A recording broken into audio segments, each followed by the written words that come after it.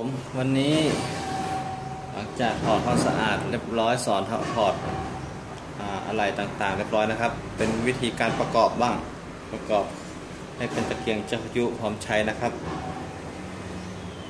แต่ว่ามีปัญหาหลักล่างมันหลุดนะครับผมต้องไปซ่อมแต่วันนี้ก็จะขอมาประกอบให้ดูก่อนนะครับเราก็ใส่หลักล่างเข้าไป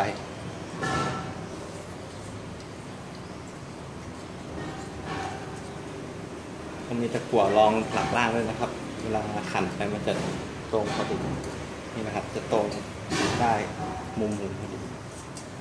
ดูจะดูว่าสวยหรือยังจะตรงกันโอเคจากนั้นนะครับบางคนก็จะใส่กระเช้าก่อนหรือว่าจะประกอบหลักบนก่อนก็ได้นะครับลองประกอบหลักบนก่อนบนก็ง่ายไหนนะ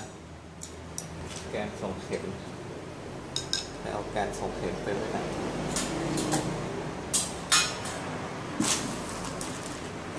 เจอละ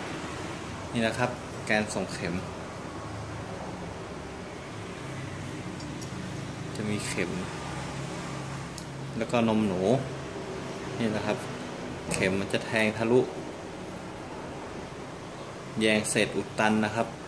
มาโดนตรงนมหนูตรงนี้ไม่ทราบว่าเห็นไหม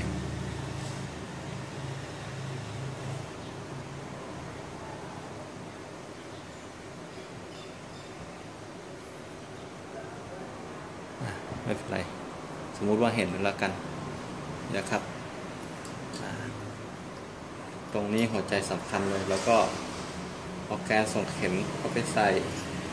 กะดูครับเวลายกขึ้นแล้วเราหมุนไปแล้วมันจะแทงเข็มพอดีหรือไม่นี่ต้องใช้ความชำนาญนะครับ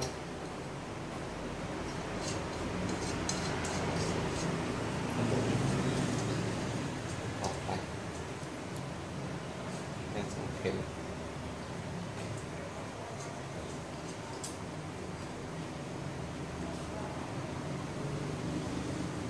พอดีเป๊ะเลยเอานิ้วจับตรงนี้ดูนะครับแล้วก็หมุนขึ้นเข็มจะแทงผ่านรูนมหนูมาเหลือเป็นที่ใช้ได้แล้วนะครับเอาไว้แยงเวลาเศษคราบเขม่าหรือว่าผงอะไรที่มันขึ้นมาจากตรงถังน้ำมันนี่นะครับมาค้างนี่เราก็สามารถใช้เข็มตัวเนี้ยแทงให้น้ำมันทะลุเข้าไปได้หลักการมีแค่นี้นะครับแล้วก็ขันให้แน่นนะครับพอตึงมือครับไม่ต้องแน่นมากเป็นทองเหลืองนะขันแน่นอยู่เกลียวมันครับหวานเกลียวมันเสียดังนั้นผมเทปลงก่อนแล้วใส่กระเช้าต่อครับขั้นตอนต่อไปบางอันใส่กระเช้าไม่ได้นะก็ต้องใส่กระเช้าก่อนแต่ของผมนี่ใส่ได้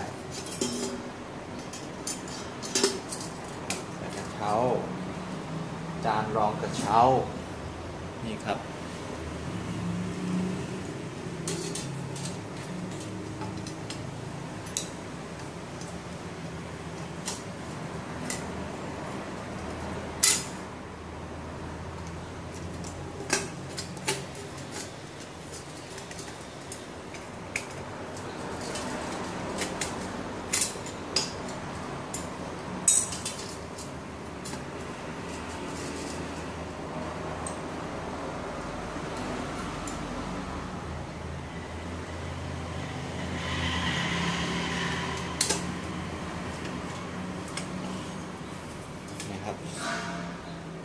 ขันเลยครับให้แน่นพอตึงมือแต่สูตรผมจะไม่ขันแน่นแล้วก็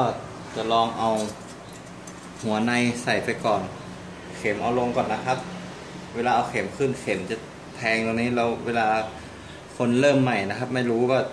บางทีก็เหล็กอะไรไปโดนเข็มมีเข็มหักหมุนเข็มลงครับเอาเข็มหลบลงก่อน ใส่เข้าไปนี่นะครับเราก็ดู ดูด้วยว่า ตรงหลักวนหลักบนนะครับต้องบาลานซ์กันสวยๆก็ต้องดูจัดตำแหน่งที่ดีจัดตำแหน่งที่ดีเสร็จแล้วก็จับกระเช้าให้สวยๆนะครับจับกดลงไปหน่อยแล้วก็ยกขึ้นจากนั้นสูตรผมนะครับ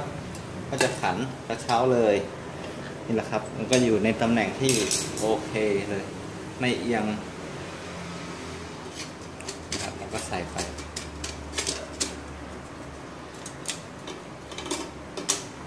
นี่แหละครับก็ใส่ง่ายๆนั้นเราก็ใส่โทษทีครับลืมจ่ายแอลกอฮอล์นี่รุ่นใหม่นะครับไม่มีตัวล็อก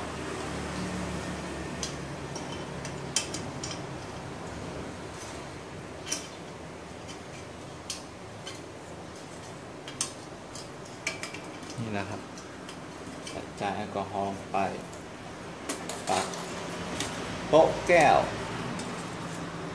แล้วก็หัวในจากนั้นก็หัวนอกตรงนี้มันไม่ดีนะครับผมแก้ไขเอาโอเคครับนี่ครับก็หมุนไปอันนี้ครับเสร็จแล้วจานวางไฟครับเป็นอันเสร็จครับง่ายๆสไตล์บินเดียวหมื่นลี้การประกอบตะเกียงลืมนี่อีกอันหนึ่งหนังสูบเอาไปแช่น้ำก่อนนะครับแช่น้ำสักพักก็นวดใส่ไปนะครับเสร็จครับวิธีประกอบตะเกียงเจ้าพายุง่ายๆสไตล์บินเดี่ยววันนี้ขอบคุณสำหรับการติดตามนะครับกดติดตาม Subscriber ด้วยขอบคุณครับ